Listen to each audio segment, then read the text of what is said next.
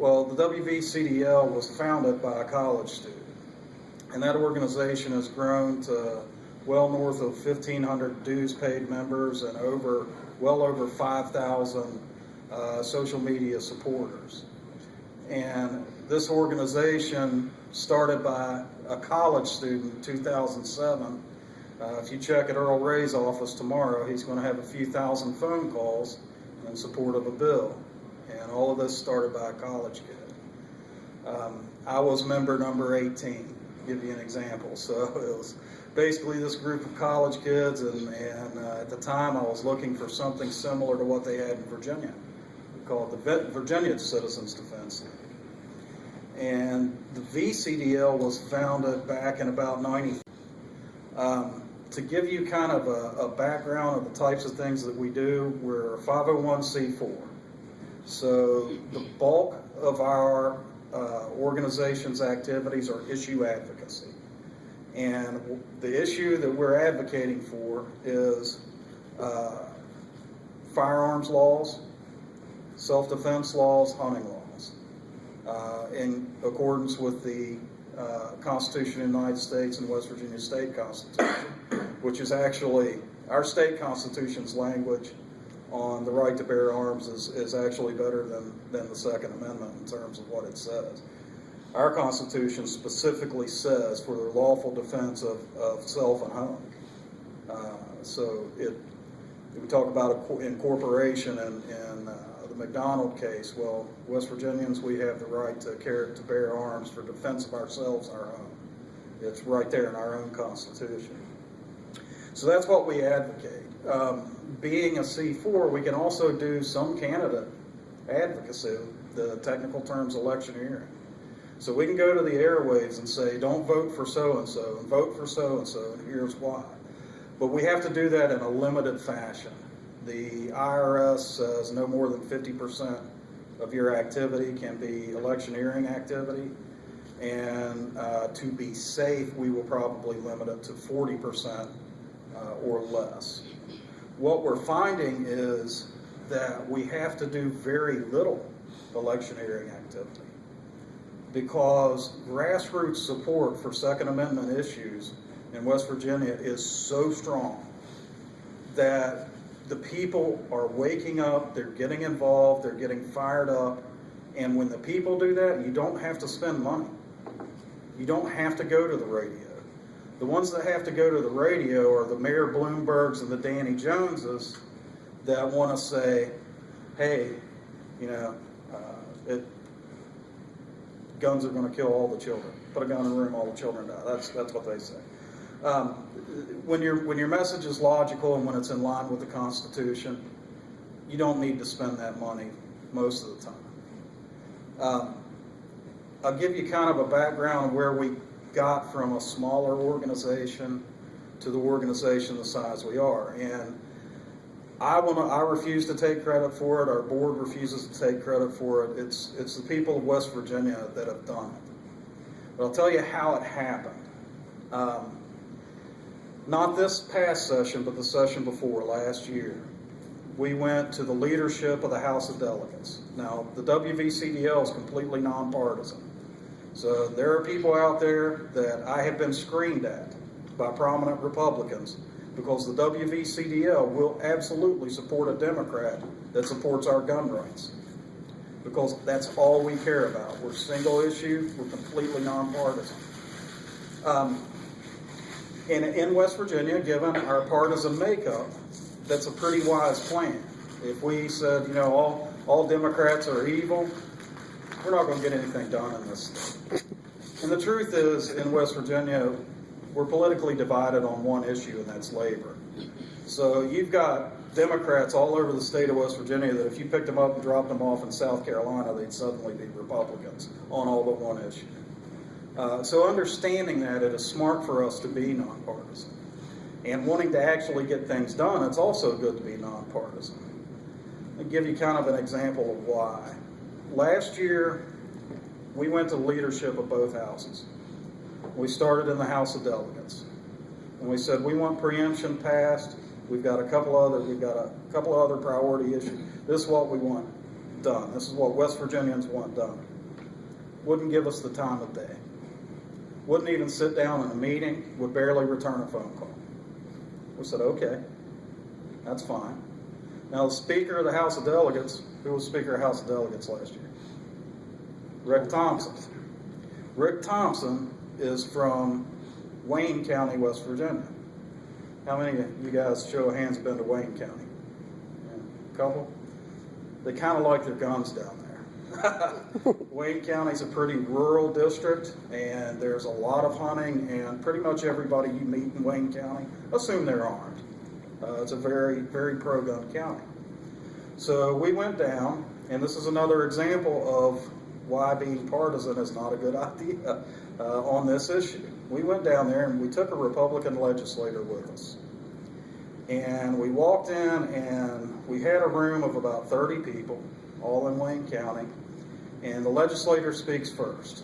And it's evil liberals this and awful Democrats that. And I'm sitting here watching the room, and I'm watching everybody's eyebrows furrow down, and I'm watching all these frowns appear, and I'm thinking, does he not realize that about 85% of Wayne County is Democrat? He is not winning friends here. And I'm actually starting to wonder if we're going to make it out of the parking lot alive, because there are people in the room who are related to Rick Thompson. His cousins are there, his friends and neighbors are there, and the mentality over in Wayne County is, who is this city boy going to come down here and tell me how to vote? Understanding that, after the delegates stopped talking, I simply said, folks, thanks for coming out. I just want you to know that the most powerful person in state government works for you. He's your employee. Enjoy your pizza, enjoy your Cokes. If you have any questions, let me know, and I was done. The next thing I know, I'm getting a call from Rick Thompson, because those folks understood their power instantly. And a bunch of them joined our organization, but okay, join or not join, the real power was theirs. They started calling Rick Thompson, hey cousin, what in the world are you doing on this gun rights thing? And that kind of thing spreads like wildfire at the grassroots level. Next thing I know, I've got a call from Rick Thompson. Why don't you come in, Keith? Let's sit down. Let's work together. So there's the start of progress. Senate President Jeff Kessler similarly dug in against us. Now, we really didn't have anybody up in Wetzel County up there in District 2. So we actually went out and started a protest. We took about 100 people up to his district, right in the busiest intersection in his entire district, which is just south of Moundsville, New Martinsville. And we got there, we had what, Joanne, about 80 people? Probably about 80 people, carrying big signs, Jeff Kessler being anti-gun, et cetera, et cetera. By the time we were done, we probably had 300 to 500 people, because people were stopping beside the road. What do you mean Jeff Kessler is anti-gun? Next thing I know, they're pulling over going, give me a sign to hold. And these legislators come from counties, with one or two exceptions. They come from districts that are very, very pro-Second Amendment rights. And the biggest fear up there of those legislators, and we'll see some evidence of that coming up here in a minute, is that these people will wake up and get involved.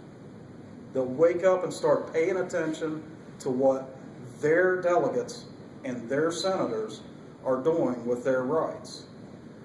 They're not used to that. When we generated thousands of calls to Rick Thompson's office and thousands of calls to Senator Snyder and Senator Kessler's offices, they'd never seen anything like that before. Not on coal, not on abortion, not on any of these hot-button West Virginia issues. They had never seen that before.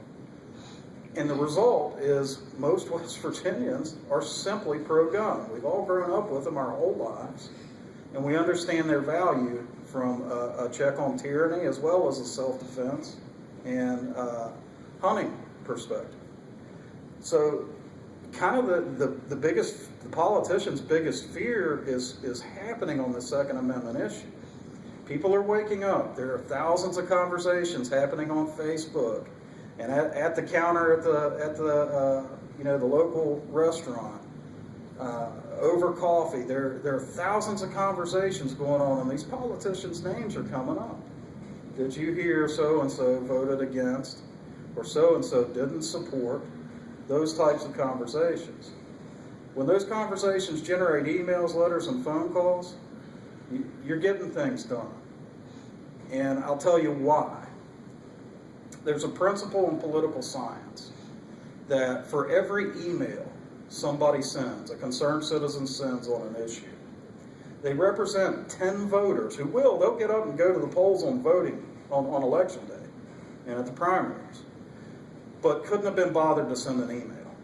So they think the same way, and they'll vote that way. So every email represents about 10. Every phone call represents about 100. About 100 people who couldn't have been bothered to stop for 5 or 10 minutes of their day, look up a number, dial it, and say, please support this issue. For every handwritten letter, you represent about 1,000 people who couldn't have been bothered to spend 20 minutes, a half hour crafting an email to their legislator. For everybody that gets together and shows up at the Capitol building, they represent about 10,000 West Virginians who vote the same way they do and think the same way they do, but couldn't take a day off work, couldn't have been bothered to pull themselves away from the NFL or Dancing with the whatever. So they couldn't have been bothered to actually take the time and in some cases drive from the very tip of West Virginia up in the northern panhandle all the way to Charleston to stand there and support their own rights. Every person that shows up in that Capitol building represents 10,000 like-minded voters. So one of the things we do in WVCDL, with your membership, you get a t-shirt. And that t-shirt shows your membership year right under the logo. And we have a lobby day every session. And let me tell you, the effect on the West Virginia Senate, when they're sitting on that floor and they look up this way and it's a wall of black shirts, and they look up that way and it's a wall of black shirts, and they turn around behind them and the Republicans' Women's Caucus is squished in between a wall of black shirts, it gets some attention. So we get somewhere between 130, 150 folks out, and we will start this week talking about Lobby Day for next year. We get something like 120. This year we had 120 to 150. It was real hard to count. Closer to 100. Probably closer to 150. And on that principle, that represents 150,000 voting West Virginians. There's a reason it got their attention. So this is what we did. And we couldn't, the WVCDL, me, the board of directors, without our membership that's willing to pick up the phone, willing to send an email, willing to write a letter, we're just 9 guys running around slamming our heads against the wall. We'll get nothing done. But this is an issue West Virginians care deeply about. And it kind of makes it easy for us because it's the work that the people do that truly matters. So back to Jeff Kessler. We had this protest out there. Now Jeff is mad. I mean, he's not actively ignoring us. He's mad. He does not like us. So he's going to dig in against us, like actively dig in against the WVCDL. Okay, so we go to the air. We're running maximum rotation radio ads out of Wheeling and on the 2 most popular country stations in that area. Next thing we know, the following summer, Jeff Kessler wants to sit down with the WVCDL and talk about priorities. These folks are not used to being held accountable for their votes. It is shocking to them that somebody would actually bother to hold them accountable for their votes. They don't know how to react to it. They're still feeling us out to see, how much will they let us get away with?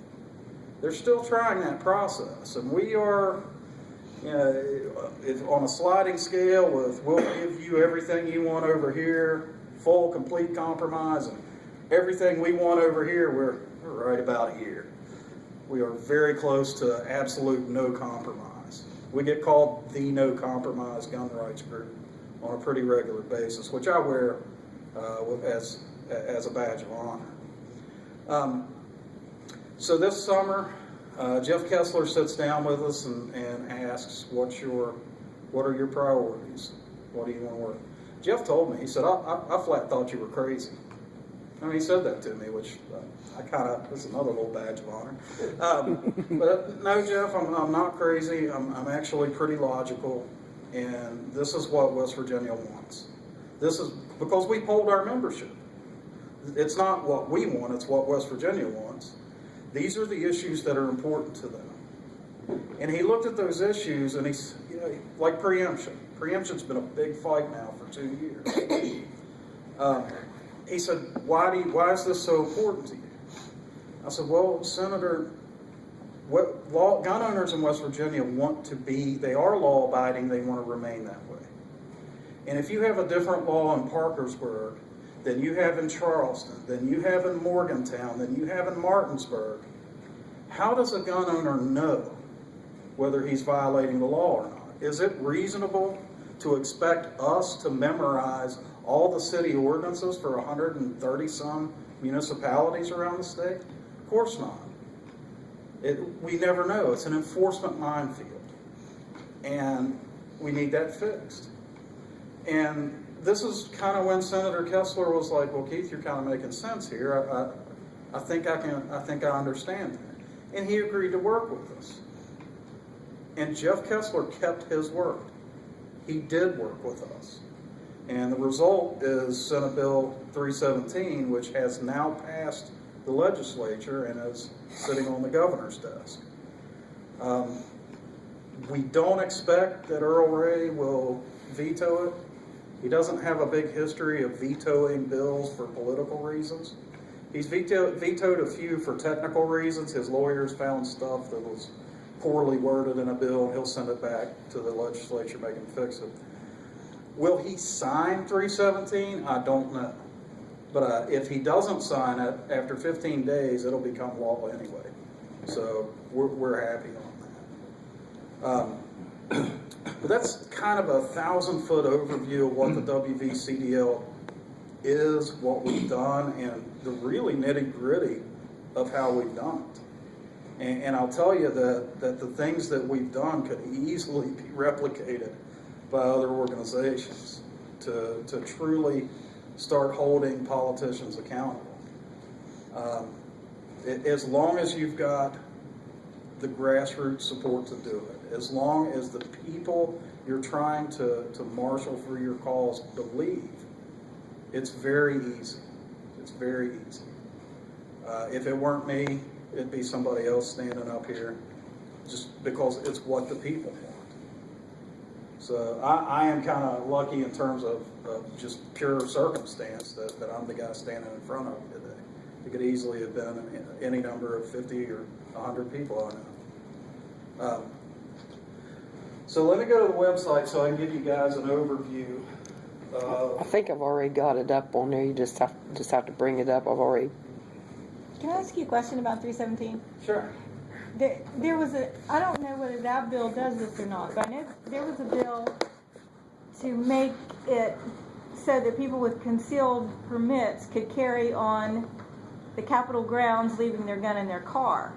Oh, well, you guys are going to get some inside scoop on that. That's actually a different bill. Okay, but it's not, 317 does not cover that. Does not cover it. Okay. No, it's to make all the cities Yeah. What happened? go by the state gun law. There was a bill, I want to make sure I'm not freaking this board around. There was a bill introduced for Capitol Complex carry, or Capitol Complex parking lot. Yeah. So that if you're coming to the Capitol, right now, it's very difficult to park at the Capitol anyway. And the best parking is actually on the Capitol Complex. And you or me trying to go down there and be a law-abiding citizen, what would we think is the right thing to do? We park on the Capitol property, hide our gun in the trunk or glove box, lock it up, secure it, and head on into the Capitol building. Wrong, committing a crime. And that legislature is full of delegates and senators that have carry permits. That's what they're all doing anyway. Well, they're legal. No, they are not. They are violating the law. I thought they had a law that exempted them. They do not. So this bill it's actually passed by the House to say everybody can leave their guns in their car on the Capitol complex, which to me seems awfully reasonable. It dies in the Senate. Well, it doesn't die in the Senate. It gets an amendment put on it in the Senate. And that amendment says legislators and full-time Capitol complex employees can leave their guns in the car, and everybody else no. And they came to me and said, this is a compromise. And I'm going, yeah, this is a compromise. They said, this is a compromise. Why don't we pass this right now, let it sit there for a year, and if there aren't any incidents, we'll make this for everybody next year. And my response to the senator that came to me with this compromise, I said, if I agree to this, my membership will take dug in against us. So he killed it dead. And so Patrick Lane, who's a Republican from Kanawha County, introduced an amendment to the Home Rule Pilot Program. And just about every major city in the state, if they're not already in Home Rule, will be very soon applying for Home Rule because it gives them enormous taxation powers. Cities will be able to tax their residents of businesses with far greater latitude than they can if they're not Home Rule. The city of Charleston's been operating under Home Rule for 10 years. And there's an awful lot of money attached to being able to tax your own citizens like that. So we know Danny Jones, the mayor of Charleston, he's going to very much want Home Rule. Delegate Lane attaches the entire preemption bill to Home Rule and says if you want one, you get both. And it is absolutely complete destruction of a city's ability, if they're in the Home Rule program, to regulate guns anywhere. The way that we actually have a lawsuit pending on this, the way the WVCDL interprets the existing law, which Danny Jones is not following, we could have an open carry vigil in a city council meeting in Charleston right now. We could go into municipal court armed, the way the WVCDL interprets this law. And if the governor does not sign, we are going to continue with that lawsuit and we're going to prevail. So if under the current law before 317, Home Rule cities, but just Home Rule cities, they cannot regulate a firearm anywhere. This is where Danny Jones was and where we were coming into the session. Everybody wants that fixed. Everybody. We want statewide preemption. We want every city to have the same set of laws, statewide. And Danny Jones wants some regulation, ability for some regulation. So the WVCDL sat down and we hammered out basically 317.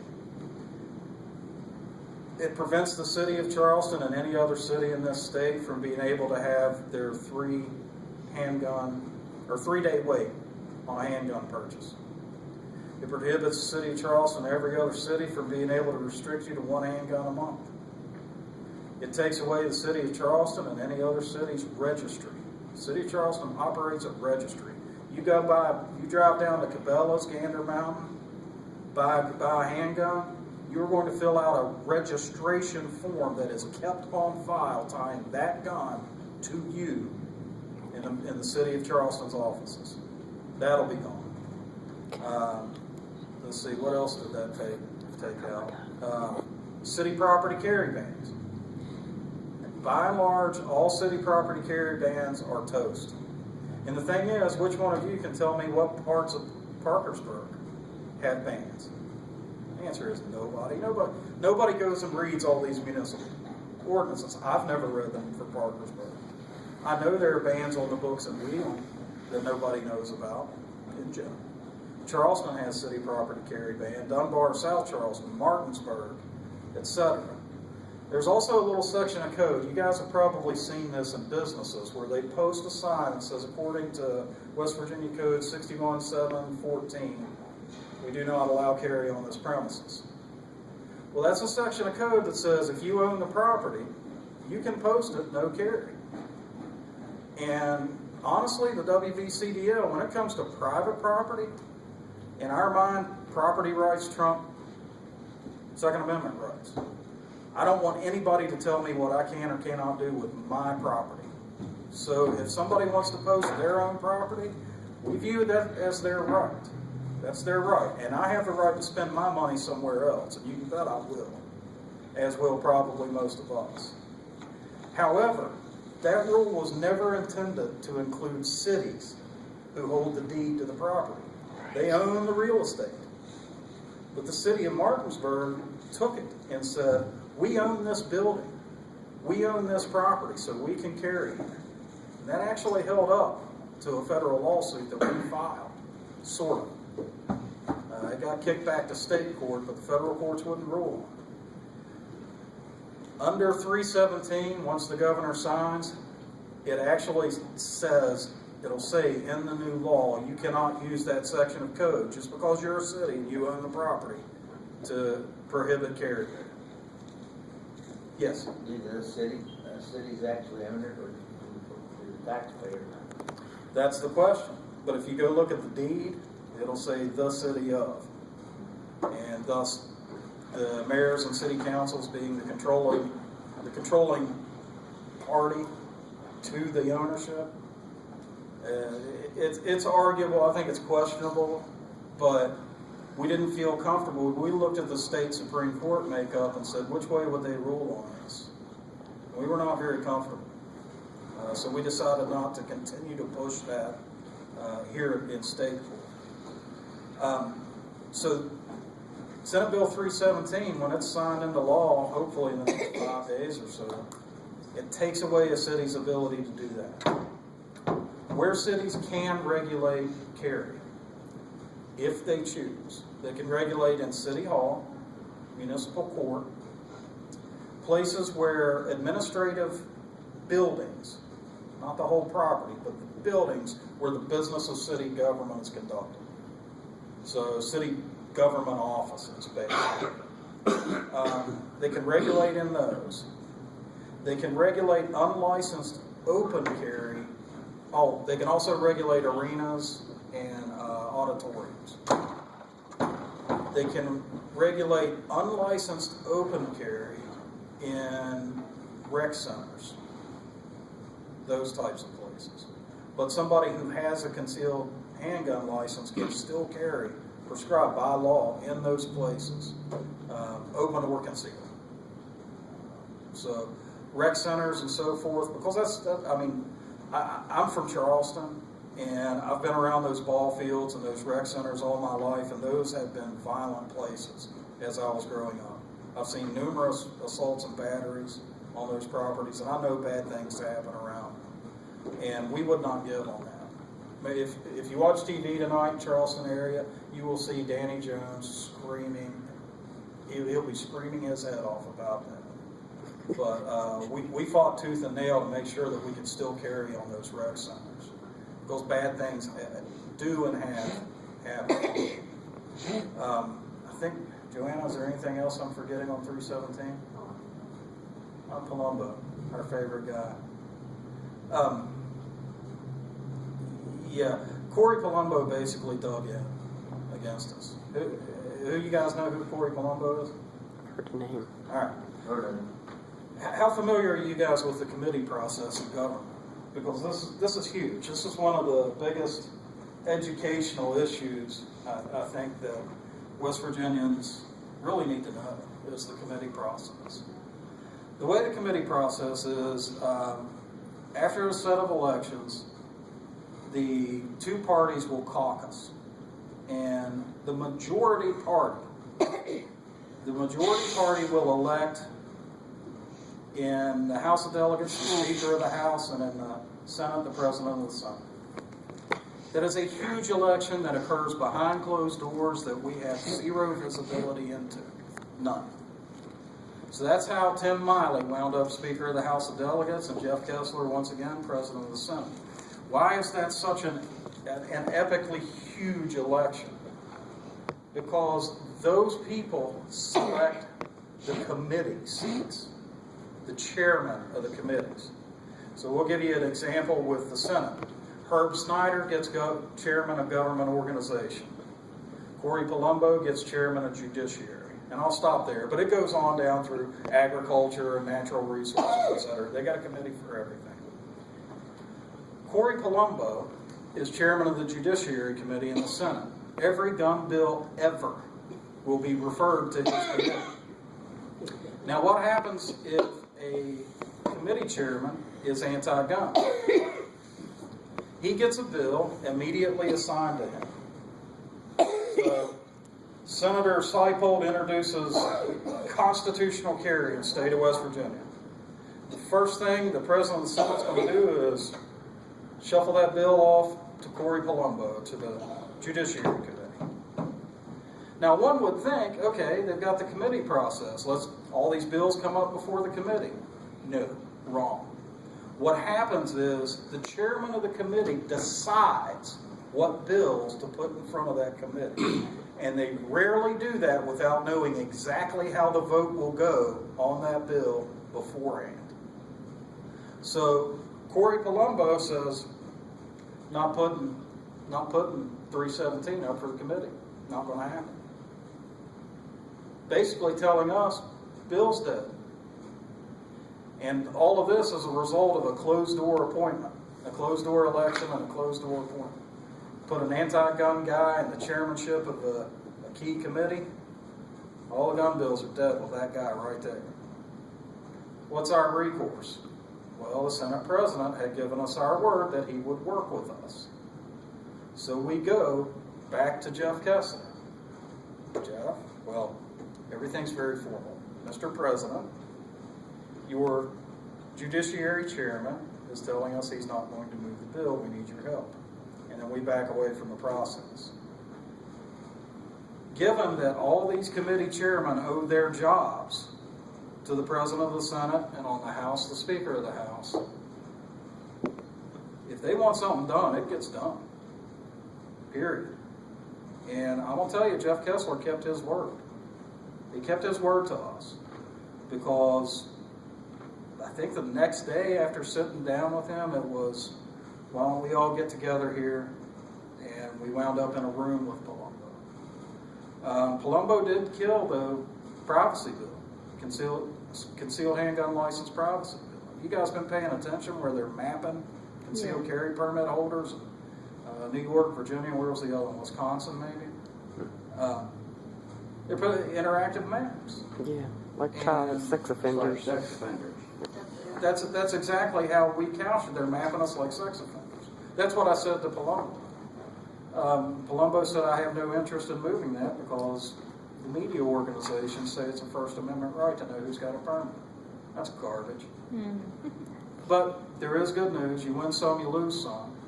Next year, we sat down with the NRA right at the end of the session, and the NRA lobbyist came to me and he said, we are going, that is our highest priority next year, concealed handgun privacy, license privacy. It's our highest priority next year. And I've gotten to know him pretty well. For the first time ever, the WVCDL and NRA are working together really well.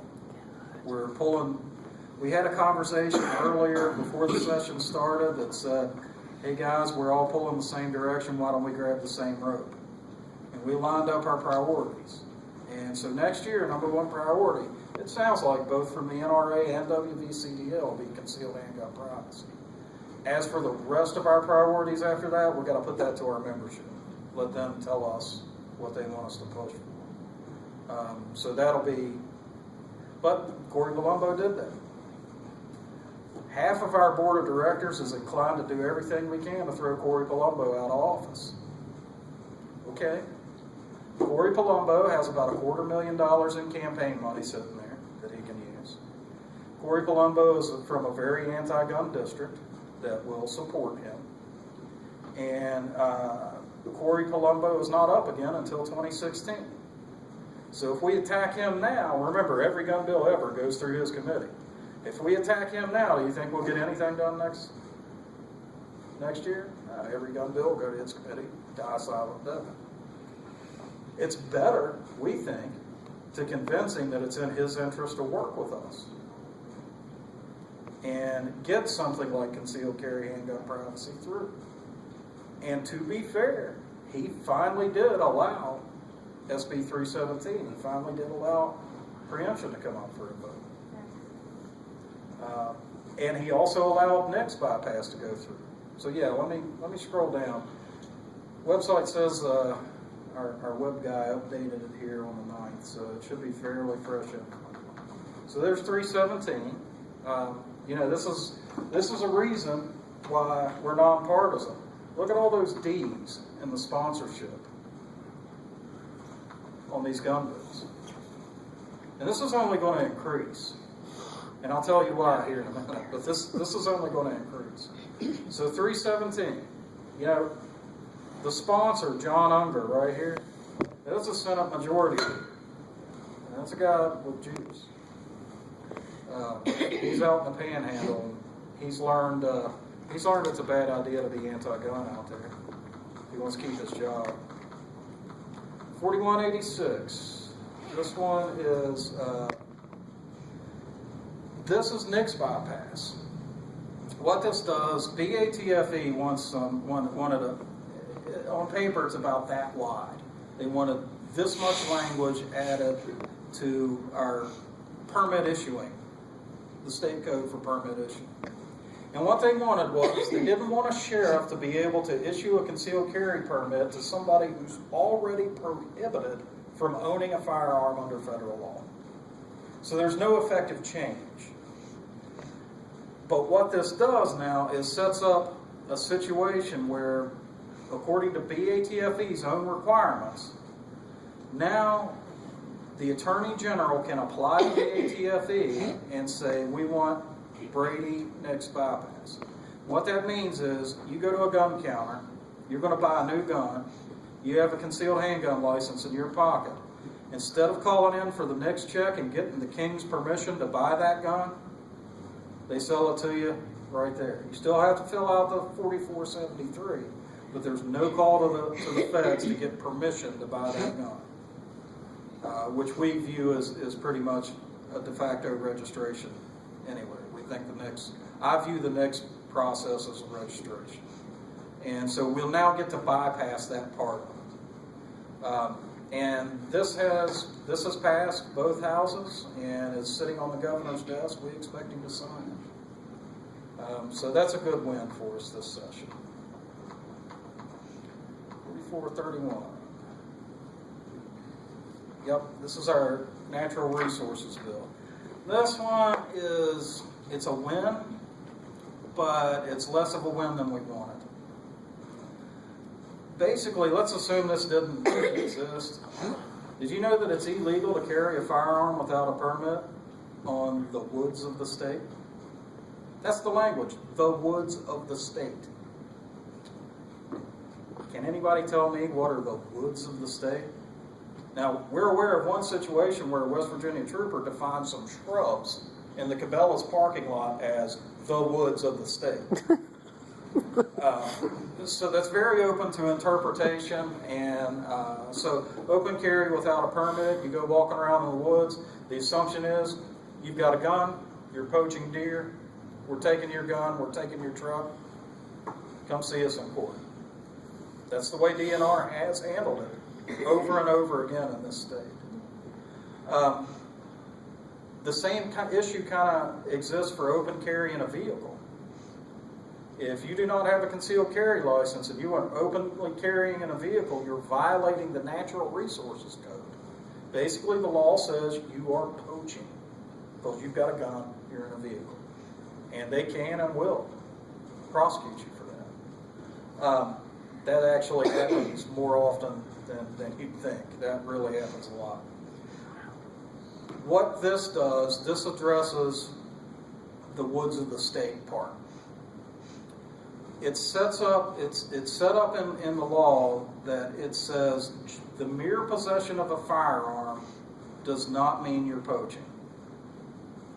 So what that means in legal terms is it's setting up a totality of the circumstances argument, where just because you've got a gun in the woods that you're clearly carrying for self-defense from both four-legged predators and two-legged predators, you're not guilty of poaching. However, if you have a scoped .44 Magnum, a drag line, a skinning knife, and a cooler full of venison, yeah, you're probably poaching. You're probably more legitimate. So it's a totality of the circumstances argument. I view it like the you guys have heard the term burglar's tools. Just having a screwdriver in your truck, does that make you a burglar? Well, no. But if you're sitting behind the Walmart at 3 o'clock in the morning with your screwdriver and your flashlight and your black clothes and your gloves and you're eyeing that door and the alarm system, yeah, it's probably burglar's tools. So what this does is sets up a totality of the circumstances argument. So that just having a firearm in the woods, this is going to be signed too. The governor will sign this. We'll come back to get cars cleaned up next year. We have a lot of people that are open carry advocates in the WVCDL, and they fiercely want this fixed, and we will take that fight to the Capitol for them. So that's it in terms of bills that have been passed and signed into law, but it's not all we've accomplished this session. 4463 was a House bill that basically made it completely impossible for any organization other than a charity to go to the airwaves in support of or defense of a candidate. And when I say every organization, I mean unions too. Everybody. It prohibited anyone. You could not go to the airwaves. And the way they did it, it didn't outright say, you can't run commercials, you can't run TV or radio commercials. It just set up a requirements list that was absolutely impossible to comply with. We took it to our campaign finance attorney, who said he circulated around, apparently there's a think tank of campaign finance people for the whole country that I had no idea existed. He circulated it to them, and the consensus was this is the worst campaign finance bill for the First Amendment that's ever been seen in any state ever. And it came in through our legislature. Now, we're very single issue, but that affected our ability to affect our issue. So we were able to get that killed. We got that killed in the House. The other one was House Bill 4490. 4490, you guys familiar with Patrick Morrissey, the current Attorney General? Yes. As far as gun rights guys go, this guy's our friend. That's where those little booklets came from. Yeah, his office distributed these. To be fair, his predecessor did too. His predecessors had some bad info in them. The new ones that Morrissey has put out are a lot better. Patrick Morrissey expanded our reciprocity into states we could not get before. Georgia, Alabama. Because Morrissey, and there's more to it than that. Last year he got a bill introduced that changed the reciprocity language just enough so that we could add these states. And as soon as that became law, he began working on the reciprocity agreements with those states. So he added some states we couldn't get before. And he's really fought that fight. He has done amicus curiae briefs in federal and Supreme Court cases in defense of our rights. Those are friend of the court briefs, where you submit your opinion with the help of influencing Supreme Court or appeals court judges. And the Supreme Court does definitely take those opinions into account when they're formulating their decisions. You look at the decisions and the dissents, you can always see echoes of those amicus curiae briefs. So these briefs matter, and Patrick Morrissey has taken the lead on those in many cases. 4490 stripped his ability to file any amicus curiae brief. It stripped his ability to get involved in any litigation for any civil rights issue without the express permission and direction of the governor or the legislature. So let's say we had Wood County starts, in violation of law, firing out firearms ordinances and saying, hey, you can't have a magazine more than 7 rounds. They make a Wood County ordinance completely in violation of state law. What would our typical recourse be? Well, we could sue directly, but we could also petition the Attorney General's office and say there's a section of law for extraordinary remedies. We need you to go slap around the County Commission of Wood County because they are in violation of the law, and you're the guy to do it. And I can tell you right now, Patrick Morrissey would come down here swinging a hammer. Not that I think you guys are in danger of that here in Wood County. This is obviously a hypothetical. But Morrissey would absolutely pick up that hammer and start swinging it. That bill would have prohibited his ability to do that. On any case, if he issued an opinion that was contrary to that of a political subdivision, political subdivisions go through counties, towns, and sub-departments thereof. All it would take is for one mayor to go, I disagree, and now he's off the case. One county commissioner, I disagree. He's off the case. It gets thrown to the governor. Then there's this entire section on campaign finance. That if anyone on a legal case he's working on had ever submitted a dime to his campaign, he had to hand the case over to the governor. So let's say one of you guys has some type of Second Amendment issue and you need the Attorney General's office to go to bat with you. Let's say you come to the WVCDL. Hey, I need the WVCDL to engage with the Attorney General's office and get this done. We say, okay, we get involved, the AG's office is involved. The other side goes through all Morrissey's donations and finds one of our members gave him $5 in 2006. Off the case.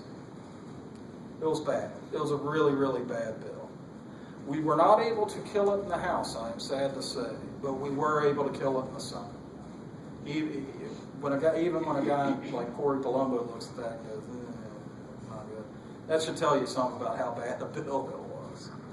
Didn't that bill in the House go down party lines? Yes. It went directly down party lines. I can tell you actually how that happened. And it was, I knew what was happening. I watched it happen. And I'm not going to say we're the only ones, but the WVCDL was in there working the Democrat caucus. And I'll give you an example. I went to one of them and said, should Corey Palumbo be Attorney General of this state one day, which a lot of people think he wants to run for? I said, do you really want his hands tied like this? And even the Democrats are going, that might not be so good. And like I say, it was far more than the WVCDL doing this, but I think we brought collectively maybe 10 votes across to say, I'll get to you just to get this across and keep that bill from moving. Well, 10 minutes after I walk off the floor, the doors close and it's caucus.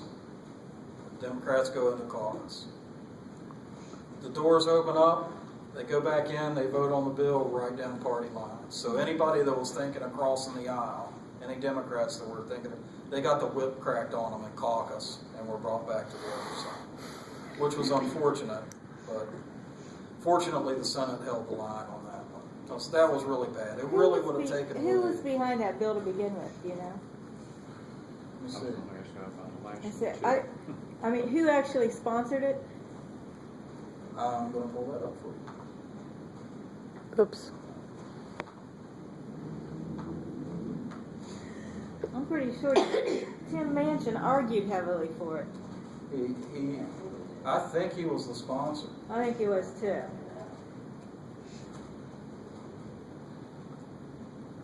All right. No. I have to Google this instead.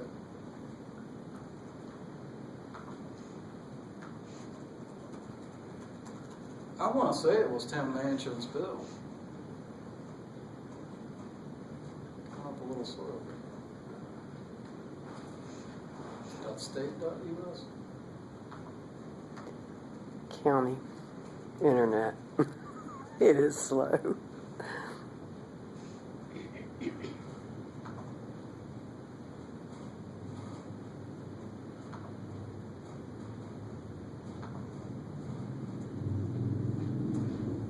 I'll say it was Tim Manchin. Let me see. Now, Tim Manchin's a powerful guy.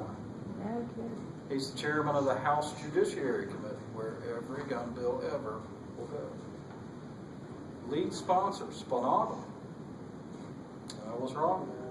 Which is ironic. Spinato actually really fought for us in Judiciary Committee on 317. Really did. So, like I say, these guys are all over the freaking map on issues. You never know.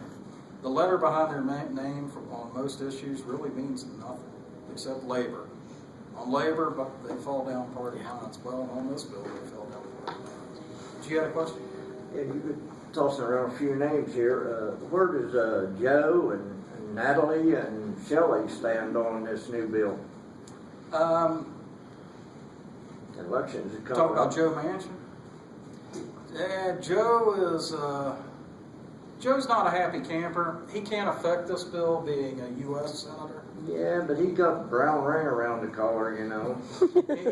He does. The WVCDL has had an interesting history with Joe Manchin. We brought, in total, we've probably, over a couple of protests, brought 1,200 people out in the streets in front of protesting him.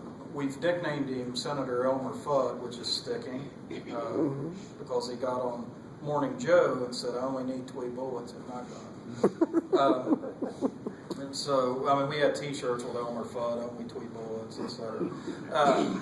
So he's not happy with us. You can mention my name to him and watch his reaction if you ever want to be a little amused. Well, you just heard what I thought about it. He is not exactly my biggest fan. Joe, Joe is, I think he's realized he's stepped on gun rights in West Virginia. Well, I'm kind of concerned about the next election cycle myself, you know. As am I. Shelley and Natalie, and they're all bucking heads for promotions, you know. Well, we're stuck with Joe until 2018. We're stuck with Joe for a hell of a lot longer than 18, I'm afraid. I don't know if he's going to run again. So we're at least stuck with Joe to 2018. For him to run for, that's what I think. He's going to go for vice president. There's a lot of conjecture that he was promised an appointment, or he's going to go for VP. He'll lose his own state if he goes for VP. We'll see to it. Well, he's probably got higher aspirations We'll help. where he's at. Yeah, I just following up on what he was saying, I was going to ask you later, or make a comment rather. I agree with you about this DNR, Democrat versus Republican in the state. You have to work across party lines, and it's not Democrat or Republican. Now, on the national scene, obviously there's a lot of Southern Democrats that are pro-gun. But it's my philosophy that the Democratic Party nationally is the biggest enemy that gun rights people have. I would give you absolutely no disagreement on that. Because I'm a member of the NRA and will always be a member of the NRA, but they really screw up when they do things like they did when Manchin and Harry Reid ran the last election. I don't know if you know this or not, but I'm sure you do. But of course they got behind Manchin. They endorsed him. They originally got behind Harry Reid, and they said their answer was, well, you know, he has a good record on guns. Well, what happened in the meantime? They gave him money and endorsed him. So in the meantime, Reid sponsored one of these left-wing Democrats on the court, and so they automatically jumped. Whoa, wait a minute, we're withdrawing our support from him. but because they'd already donated money to his campaign.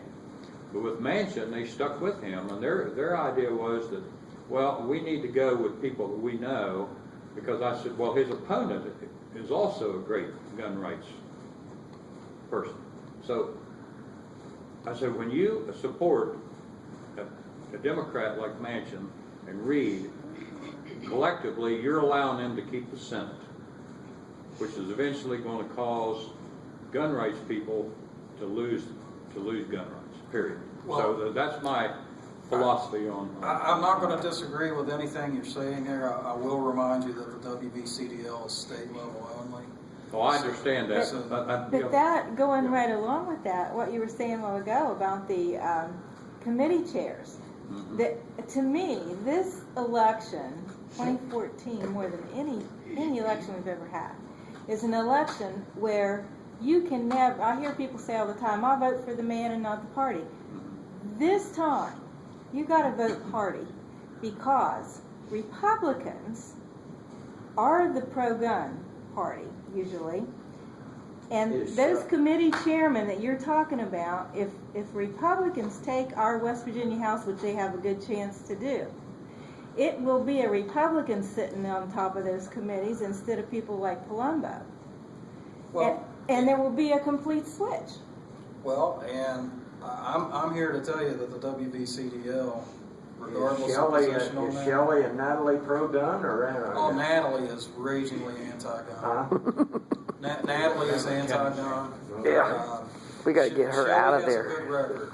She Well, wavered a little bit. That's why I was asking you. She wavered a little bit in the media I don't know. after Sandy Hook, but the next day sat down and talked with us because we were getting ready to light her up.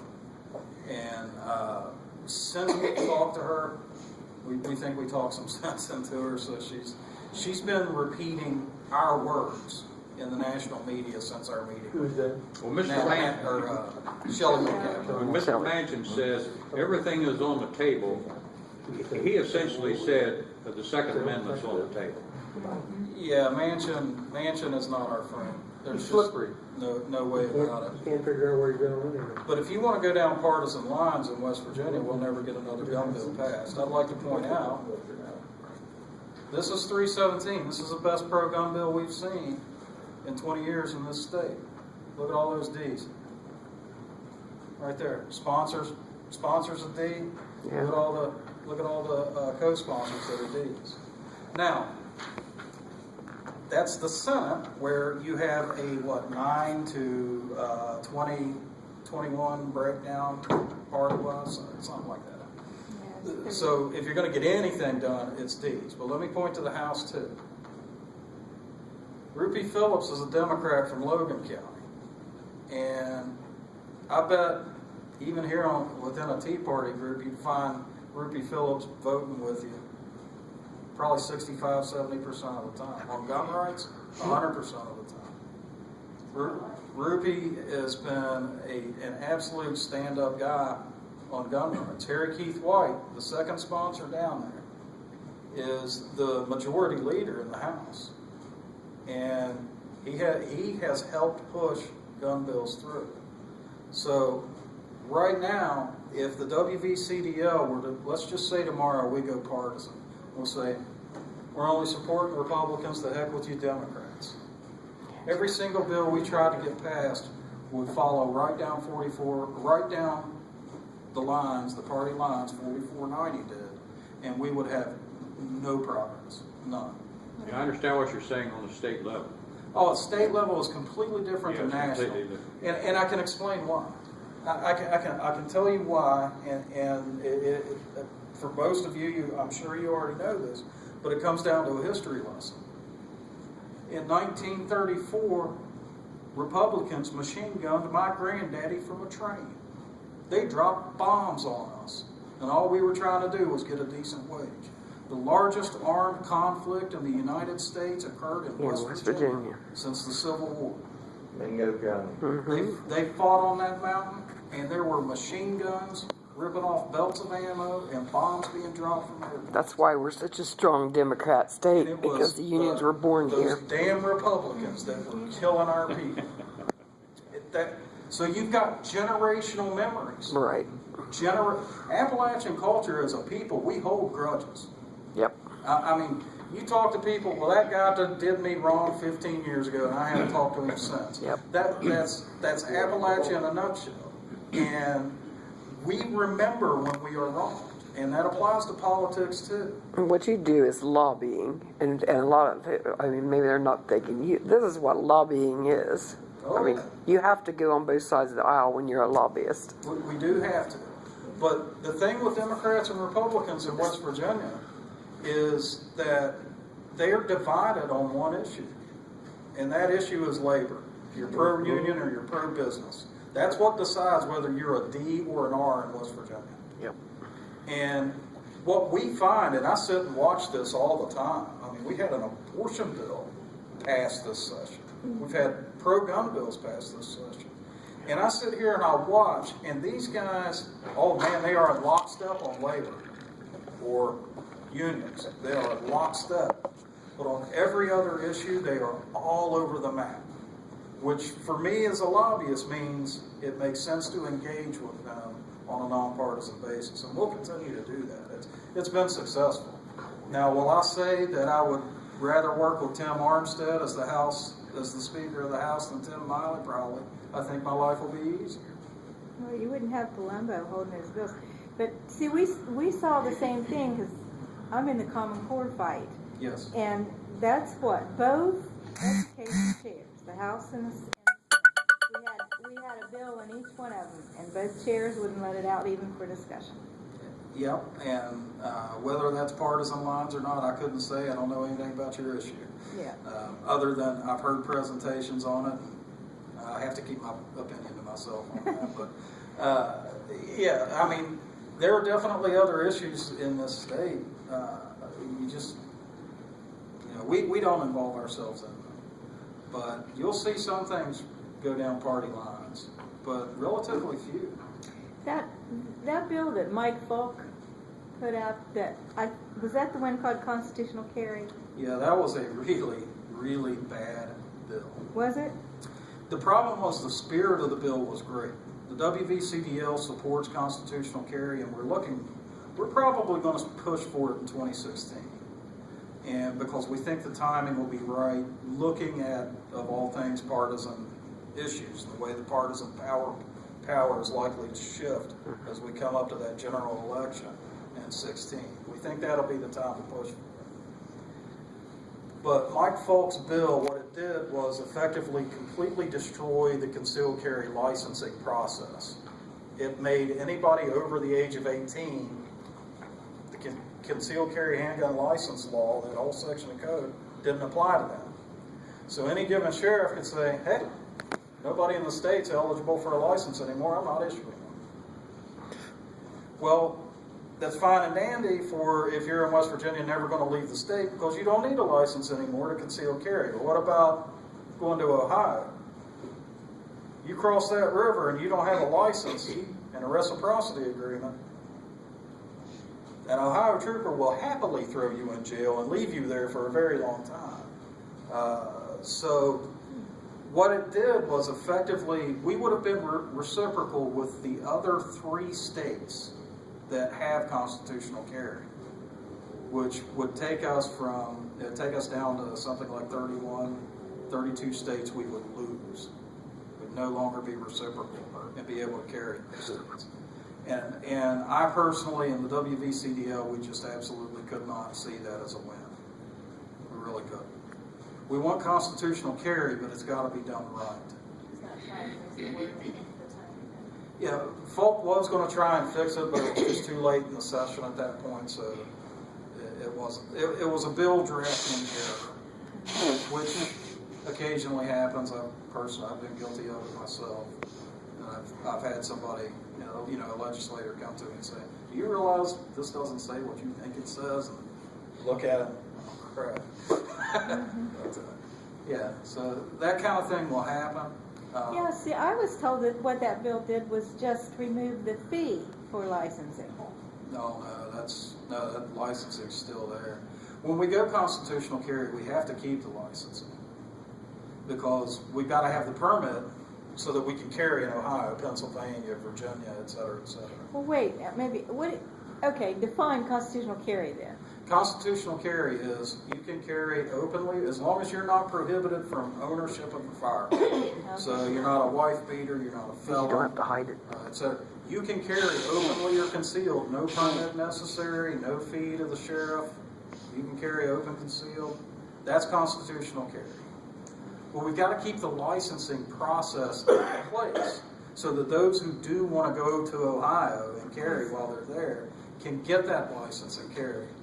Now, here's what I expect is going to happen, just because I know the legislature, and more importantly, I know sheriffs. Have you guys ever met a county sheriff that did not enjoy his funding? They all love their funding very much. All these permits, all the fees for these permits go into a sheriff's discretionary fund. Now, what's discretionary mean? That means he gets to spend it on whatever He wants to. So if he wants to buy an MRAP or an M1 tank with his money, he can do that. So if we do go constitutional carry, how many people in the center regions of the state, they're not border counties like this one, they're all going to say, those people are going to say, hey, I don't travel, I don't need a permit. So that funding's going to drop. So I can tell you that the Sheriff's Association is going to lobby against constitutional carry viciously. And the legislature listens to cops. They listen to law enforcement. So what's going to probably have to happen is to get constitutional carry passed, they'll have to raise the fees to get permits. So there'll be less permits, but the funds are still coming in. Now, WVCDL will not support that permit increase, that fee increase, but I suspect that's the way it'll go. Not necessarily happy about it, but we'll have to bounce that off our members. Do you guys consider this a win or a loss? And I think it's a loss because I'll tell you what, there's been so many things happen from on a national level of ways, just like the way my wife went to a gun show, paid $10 for 2 little boxes of 22s. They're going to do things that sound good up front, but it's going to catch us in the hind end. Well, the whole ammunition thing. Because they want to do away with their guns.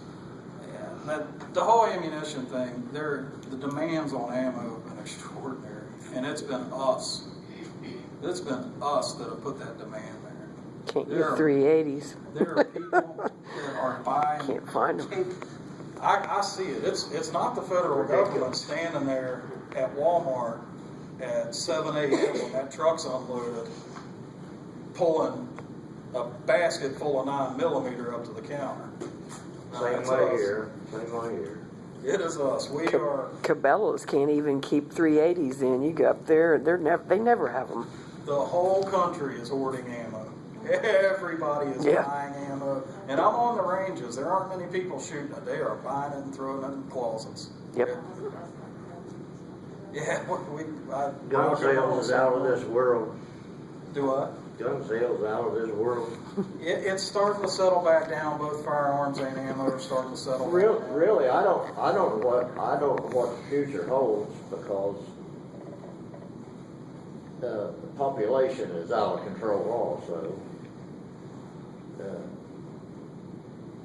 And I'm kind of at odds to what to think, because I know white collar criminals that are not allowed to own firearms till they spent their time. Then there's this kid that done the Newtown shooting that should never been had access to guns. But I don't know what the answer is. That's why I'm here. Well, I can tell you that in my view, I know what the answer is not. I can tell you that in my view, I know what the answer is not. It's not to turn everybody in this room into fish in a barrel for the guy that walks in here to shoot the I have a whole house full of guns. Well, you and I both, I'm sure. Yeah. And I'm disarming the law-abiding certainly does nothing to make us And more I'm not safe. going to advocate any more restrictions on guns. But I don't know what the answer is. I know some people that spent hard time for white collar crimes, and they never killed nobody. They were conscientious hunters and good sportsmen, good firearms people. They're not allowed to own a firearm. That's a law that I disagree with. Not my, the WVCDL. This mother that allowed her unstable child to get weapons out of her house and go to a school and kill a bunch of kids. Now, Well, I'll tell you what that highlights, and that highlights, what Sandy Hook highlights is a simple principle that I think was probably best summed up by Delegate Suzette Raines. She sent me an email, and in this email, it said, when are we going to stop pretending that it's about keeping guns out of the wrong hands? you can't educate common sense. You can't possibly keep guns out of the wrong hands. It cannot be done any more than you can keep methamphetamine out of the wrong hands. No. It's not about that. It never has been. It's about disarming a populace, and we cannot allow that. That's what I was going to say. We're protected. 2 words. We're protected here in the tiny little state of West Virginia, man. You go to the streets of Boston, or you go to the streets of Chicago or Los Angeles. It's ridiculous. Thugs on a street corner with handguns. Because they have guns. They have stricter gun laws. That's why. It It's can more be ridiculous dangerous. in some of the streets here in West Virginia, too. Common people can't protect themselves. Good. Charleston's pretty bad. What about that latest deal in Washington D.C. that disgruntled serviceman that? Oh, yeah, I mean, he violated so many Yeah. laws to get on that naval yard that, I mean. Stricter gun the list laws must would be not 5 stop pages that. long. No, it's not about keeping But guns out of the wrong hands. I'm kind of at odds what to do about it because I'm not for any. But they're gonna legislate to where we can't buy ammunition, and they're gonna make guns so expensive that manufacturers are not going to be able to produce them. They're going to make it difficult for us to even buy them. That's why everybody's What they hoarding. do is try to It's not going increase to be. inflation. Come on down. They're not going to outlaw them. They're just going to make them impossible to buy or ammunition impossible to get. That will backfire badly. I don't know if you saw my interview with Bray Carey, but I highlighted the problem with that in that interview. Let's say you outlaw these so-called assault weapons, which are, the reality is assault weapons fully automatic. They're extraordinarily expensive. They have a lot of red tape to own. So the so-called assault weapons, which are standard rifles, AR-15s, semi-auto AKs. Go ahead, outlaw. Well, you got to And get an watch what M14 and happens. file a sear pen off. Watch what happens when you do outlaw. It won't be just methamphetamine coming up from Mexico. It'll be full auto AKs and our own government's full auto M16s circulating right back into this country on the black market. And instead of $1,100 for a shiny new AR-15, you'll pay $300 for a full auto M16A2 that was shipped to Mexico in 1988. What's the answer? Law-abiding Mental people health own guns. might be a direction to The look. rest of them in jail. Our country is, our mental health system is so bad. I mean, that's outside my area expertise, but I have access to people that understand the system, and it's abysmal. My son's a paramedic supervisor for your town down there. He's a bucket for assistant chief of the fire department. And he has to go down there and take guns away from them unstable people. Well, I asked, we had a meet and greet with Senator Mann. I think it's Amendment on the easier. table. I think it goes a lot deeper than just that. O'Reilly asked the president here a while back about unwed mothers. It goes a lot deeper than just mental health, I think. That's like Senator Boley asked a Gazette reporter the other day, why have you never covered or written a story about Common Core? And he said, tell you the truth, I don't understand it. And that, of course, she said, Yeah, well, yeah, come yeah, on before they down. know what's in That's it. why. Well, I tell you, They don't want to. and I've actually seen you give presentations on Common Core, and you're doing what has to be done. The absolute key is education. Yeah. And that education, that happens, I mean, sure, on Second Amendment issues, join the WVCDL's Facebook group, join our email list. We will keep you informed. And, we're not going to BS you. We're going to tell you how it is. And beyond that, it's conversations with your friends, with your family, with co-workers about these issues. Because I guarantee you, if I were to go out here and start doing man on the street interviews, 1 in 20 people I talk to would have any idea that a huge gun bill just passed the West Virginia legislature. And 1 in 30 would have a clue what Common Core is. Well, I get your emails, so I do. And you're talking about 1 in 30 legislators. Well, yeah, it actually has been that bad at times. I wouldn't have been here tonight if I hadn't seen the word firearms. Yeah, he's seen the ad on Facebook. Through one of his I get your friends. emails, and I'd recommend everybody here sign up for your emails because you really get the good scoop from Yeah. these guys. Yeah, if you're looking to join, I'll give you guys kind of to join our email list. If you go to our website here, there is, if you scroll down on the right there, that join our free WVCDL email alert list. It is free, and I promise you, we do not spam you for money. There are organizations out there that are all the time, we need your money. Obama's Gestapo's come and give us $25 and we'll stop the tanks. Come on. No, we don't do that. I think in the past 2 years we've sent out an email request for funds one time, and it was to spin up a lawsuit, which we have filed. So you can join the email list here. We won't bug you for money. We will let you know what's happening in the state on Second Amendment issues. If you want to join the organization, there are a couple ways you can do it. Do not give me a check and an application because I am horrible with paperwork. I will lose it, so don't give it to me. You can go right here to the website, click on join, and there's a donate button there too, but there's a form you fill out and submit that, and it takes you right to PayPal for payment. And if you don't want to use PayPal, you can click right here and download an application that you can print out and mail in. So And what's the price? $25 a year. It covers $25 a you. year. We go from June to June. So if you join right now, you're good until June 2015. And you do get, I don't have one of them, Cool.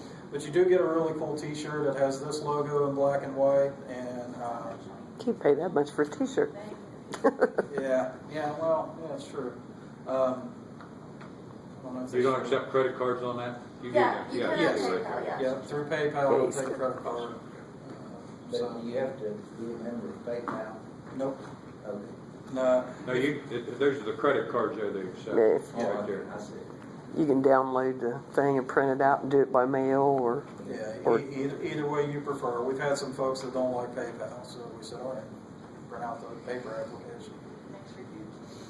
And yes, do not forget your t-shirt size. And they run normal, so if you normally wear an XL, order an XL. I remember. You're an active lobbyist, the legislature. Oh, yeah. Yeah. We've had, on any given day for the past 3 weeks in the legislature, I've been down there most days. Amber Perry, one of our board of directors, has been down there probably about half the time.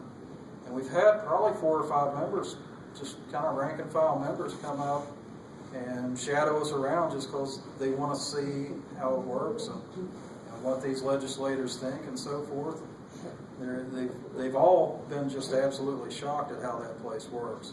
And let me tell you, that is a shocking experience. I forget who coined the cliche, but if you enjoy the law or sausage, you want to watch neither being made because it is a nasty, filthy process, both for sausage and the law. and it really is. I call that place the snake pit. There are a few people in there with integrity, but by and large, it is a snake pit. It's been a long time since I've been down there, but I've been in there. Do you have any connection with, input from, or whatever, the NRA instructors? We have, I'm I'm surprised there's none here. an I know. NRA instructor. Huh? I'm an NRA instructor, though I haven't done a class this year. I've been busy doing other stuff. They're busy. There's one that says he is, but I've heard he's not. Roger Richards. You're familiar? We've got, within the WVCDL, I bet we have 100 NRA instructors as members. He's tough. He was the one I was telling Mike about him. Or was it you I was telling about him? We've got Down a there. lot. Our founder, Jim Mullins, was really big on education. And so, for example, NRA instructors, we allow them to post. We very tightly control what gets said in our Facebook group, for example. But we do allow NRA instructors to post their classes out there because we believe in education. WVCDL doesn't make any money off that, but it's still important to us that people learn. You guys have any more questions for me? Yeah, I've got one. You're talking about Colombo, not letting them get the floor. See, our federal government's the same way, like Harry Reid. And, I must just have this all wrong. I thought, the Speaker of the House is just somebody that kind of keeps order. Order. He has enormous That's what power. they should be doing. I don't think their position gives them any power to say yay or nay or what happens with this and is that a majority leader and God, you know what I mean? The Speaker of the House of Representatives is the most powerful position in the United States government. And I'll tell you why. The Speaker of the House of Delegates, or House of Representatives, controls the calendar. So if he wants a bill to come up for a vote, he puts it up for a vote. If he doesn't want it to come up for a vote, it will not come up for a vote. He alone controls that calendar. But as the House and Senate have to pass bills Yeah, but from I'll tell each other, I don't see how they can stop a bill. I'll tell you why the Speaker of the House is the most powerful person in government. Constitutionally, the U.S. House of Representatives controls the purse strings. They're the budget. Yep. And if the Speaker of the House doesn't want money moved, or he does want money moved, if he's got a spine, it'll happen. You talking federal? Senate's the Federal. next power. Have you seen the guy that's running against John Boehner? I haven't. He's 34 years old. And he's a teacher Biggest jerks in the country running. at a high school, and nobody has ever heard of him. I found his name last night. I was like, oh no. I can't even remember it. Do you remember that name? I think Beck's had his big show. Whitlatcher. Huh? No, Whitlatcher. He's sharp. Young kid.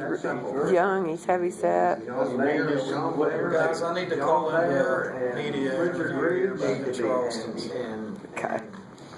John McCain needs to be railroaded. Yeah, you can just let them talk. They always do this.